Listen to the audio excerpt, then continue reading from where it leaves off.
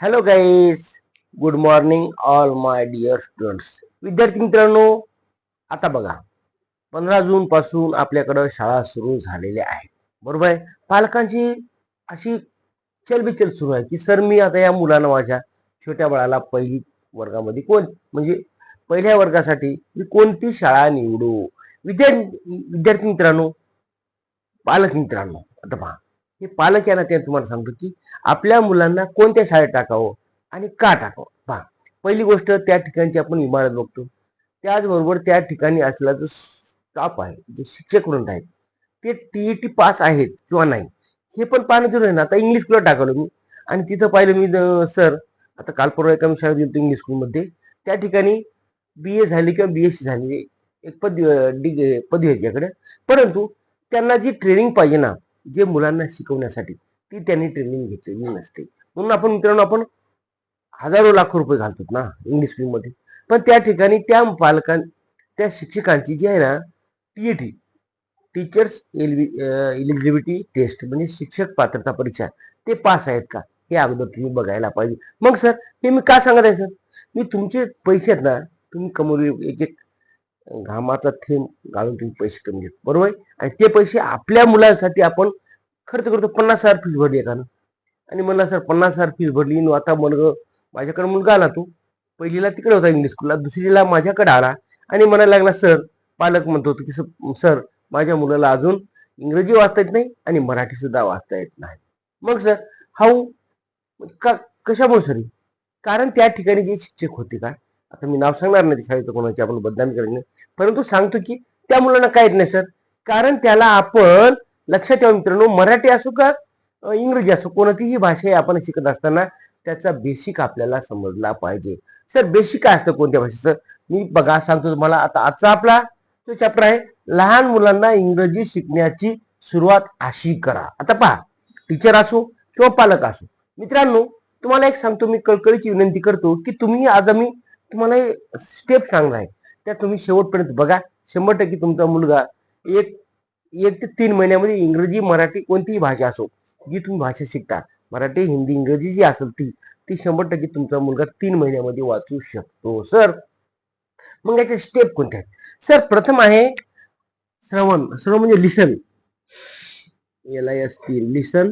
नंतर आहे speak, SPEAK.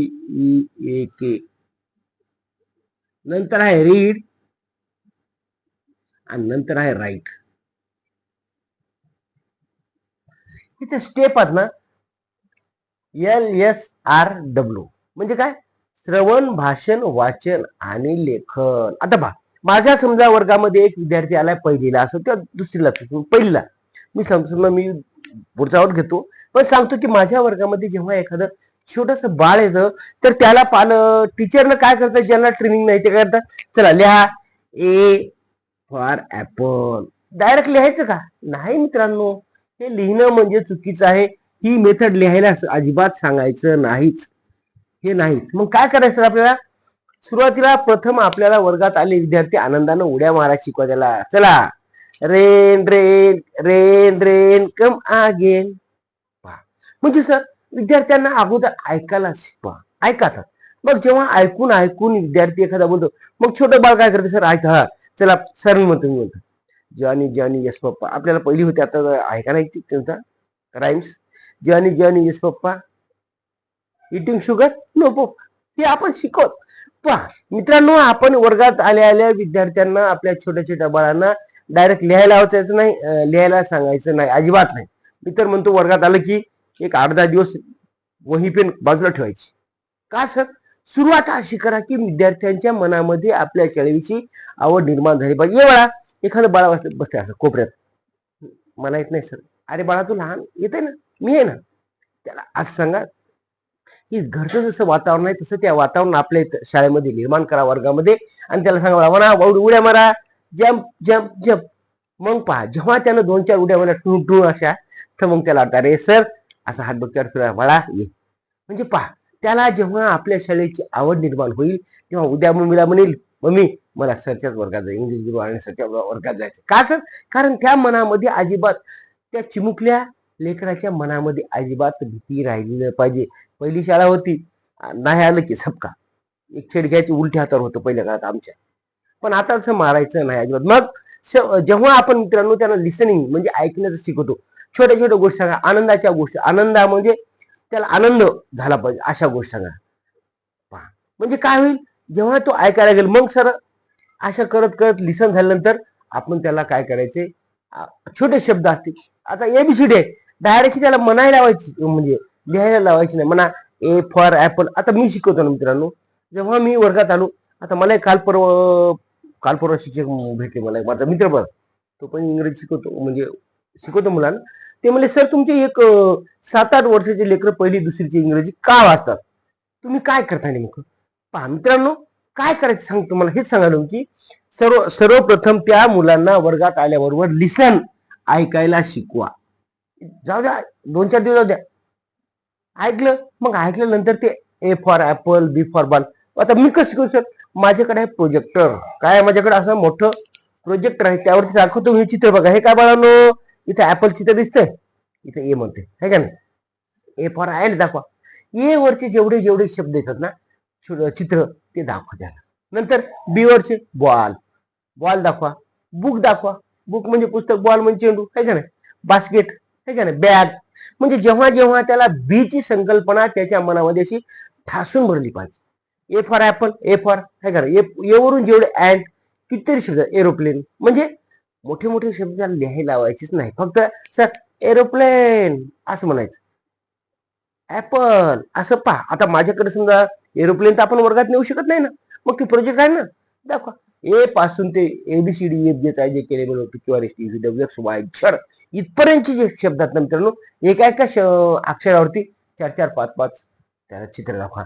आणि काय करायचे, सामूहिक म्हणायला लावायचं. आणि जे एखादं कोपऱ्यात बसते ना असं लेखू, तर ये बाई तूच यादी, हे काय म्हणा. मग एकदा दोनदा ते ऍपल ऍपल ऍपल म्हणलं की ते म्हणत सर ऍपल आहे. मग 4-5 चित्र एकदम एकदम दाखवतात. Apple, ball, cat, ABC, dog, D, ABCD झालं का, 4 शब्द.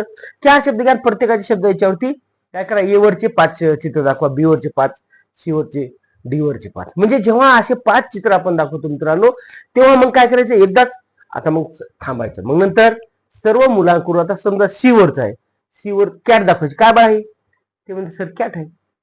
का सर, कारण लहान मुलांचा ग्रास्पिंग पॉवर एवढा असते ना मेहनत मित्रांनो, की त्यांना तुम्ही आनंदाने जेव्हा शिकवता ना, तर ताबडतोब त्याला एका पहिल्या दिवशी तुम्ही 4 अक्षर शिकवा. मग ऐकून ऐकून ते शिकतंय आणि मग बोलायला शिकते, मग ते स्पीकर नाही. दुसरा मुद्दा आपला या ठिकाणी कम्प्लीट झालेला आहे. ऐकून ऐकून विद्यार्थी शिकतो, मग त्या ठिकाणी हा स्पीक हा मुद्दा आपला कम्प्लीट झालेला असेल. मग श्रवण, भाषण, कुठे आपल्याला काम करायचं मित्रांनो, सुरुवातीला एबीसीडी वरती काम करायचं, चित्र दाखवून शिकवणं. नंतर पुढच्या वेळेस आपल्याला मग पुढे जायचं ना, नंतर ते पुढचं मी तुम्हाला सांगतो नंतर, पण सुरुवात सांगतो. नंतर आहे रीड. आता सर जेव्हा एखाद्या विद्यार्थ्याची एबीसीडी पूर्ण पाठ झाली असे तुम्हाला वाटलं की आता माझ्या वर्गातल्या सर्व मुलांना एबीसीडी येते, पण काय काय मुलं काय होतात सर, आता लिहिताना सुद्धा आपल्याला मग शेवटी सांगतो, शेवटी लिहिताना पण त्याला वाचता कसं आलं पाहिजे. सुरुवातीला काय करायचं आपल्याला, हे पहा, आय, आय म्हणजे काय मित्रांनो, मी. मग असे छोटे छोटे शब्द त्याला आपण समोर वाचवायला लावायचे, आपण वाचून दाखवायचे. नंतर त्या लक्षात येते ना, याला काय म्हणजे आय, त्यांना आय फॉर आईस्क्रीम शिकलेले असते, मग त्याला आय म्हणजे काय, आय फॉर आईस्क्रीम हे पण आपण शिकवले असते. आय म्हणजे मी असं पण म्हणतो. पुढे पहा, दुसरा मुद्दा आहे आता बॉल, हे काय मुलांनो, BALL बॉल, असं त्याला आपण हळूहळू 2-2 शब्द म्हणजे शब्द वाचवले. पण एवढा मोठा शब्द घेण्यापेक्षा इन छोटे छोटे घ्या आधी, इन है का नाही, ईट, हे 2-2 अक्षर शब्द घ्या. नंतर 3 अक्षर शब्द घ्या, कॅट, कॅट, बॅट. जेव्हा मित्रांनो रॅट, हे जेव्हा तो शिकतो ना 3-3 अक्षरीच्या, आता लहान मुलगा आहे ना, एवढे मोठा शब्द नका हे बॉल, ठीक आहे. बॉल काय घेतला, कारण ते ऐकून ऐकून ऐकले असतील त्याने म्हणून घेतला. पण सुरुवातीला छोटे छोटे 2-2 अक्षरी शब्द घ्या, त्यांच्याकडून वाचन घ्या, रोजचे 10-20 शब्द घ्या, ते वाचताय. आपण त्याला पण एक सांगतो, आपण असं लांब बसायचं आणि वाचायचं नाही. आपण असं वाटलं तर छोटे मुलं असतील, कमी असतील, गोलमध्ये बसा, असं गोल बसा, असं गोल बसा, वाचा बरे काय वाढवू ते पण सर आईस्क्रीम. त्या चित्र चित्र प्लस शब्द या दोन्हीची सांगड घालून आपल्याला त्या मित्रांना मुलांना वाचायला लावायचं आहे. नंतर शेवटी आहे राईट. आता राईट मुद्दा वाचन समजलं तुम्हाला, विद्यार्थी मित्रांनो, जर तुम्ही माझ्या चॅनल नवीन असाल तर 100% आपल्या चॅनलला सबस्क्राईब करून ठेवा आणि तुमचं 3 महिन्यामध्ये लेकरू वाचते याची मी गॅरंटी देतो. पुढचा मुद्दा आहे राईट. आता बऱ्याच ठिकाणी राईट करताना पहा अडचणी कुठे. लहान मुलाचं sir, without practice nothing is possible in this world. काय म्हणतो मी, या जगामध्ये प्रॅक्टिस केल्याशिवाय काही शक्य नाही. कोणती असो, कोणतीही गोष्ट आता समजा प्रॅक्टिस केली आपण तर ते हळूहळू पहा. एखादं छोटं मुलगा पहा ना, एखादं जाऊ द्या, माकड पाहिले, माकड वानेर, तुमच्याकडे वानेर आहेत का माकड? मला माहिती वानेर असतात. तर आमच्याकडे पहा लहान मुलं असतात. आमच्या शाळेच्या पुढे एक झाड आहे, त्या झाडावरती वानेर वानर आल्यानंतर काय करतात, एक छोटस बाळ असते, म्हणजे वानेराचं पिल्लू असते, पिल्लू है का नाही. ते पिल्लू काय करते, त्याची आई जवळ असते, बरं आई जवळ असते, पडर म्हणून लेकरू है का नाही. ती काय करते, या फांदीवरून त्या फांद्यावरती लेकरू उड्या मारते का, तर ती आई खाली असते जवळ, कारण त्याचा एखादा हात निसला ती पटकन झेलते. मग आपल्या काय करते, प्रयत्न प्रमाद, तुम्हाला माहिती आहे प्रयत्न प्रमाद पद्धत, प्रयत्न करता, प्रयत्न म्हणजे प्रॅक्टिस. मग काय करते, आपण जेव्हा आपण ते माकड बघतो ते काय करते, हळूहळू उड्या मारायला शिकते. तसं आपल्या मुलांना हळूहळू लिहायला शिकवा, वाचायला शिकवा. आता जर लिहित असताना काय करायचे, बऱ्याच मुलांची कुठं चुकते पाहता. ए फॉर ऍपल समजलं ना, ए समजलं, बी पण बी काढतात मुलं, पण बी काय काय मुलं काही असं काढतात पहा, त्याला कळत नाही सर कोणी हाताने असं करा. तुम्ही सांग पहा, ही चूक आपल्याला होऊ द्यायची नाही.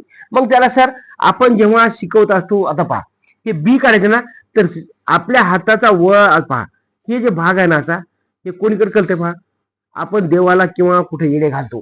कसे घालतो, असे पहा. आता हे माझा हात आहे, आपण असं जातो का देवाला? बरेच जातात ना देवाला, असे येडे घालतो का? नाही, आपण असे घालतो पहा, असं फिरतो का नाही देवाला? पहा बरं कोणी कोण फिरतो, तुम्ही लक्षात विचार करा. मग तसंच अक्षराचं वळण आहे मित्रांनो. एवढं मी तुम्हाला का सांगत आहे, कारण तुम्ही पालक आहात ना.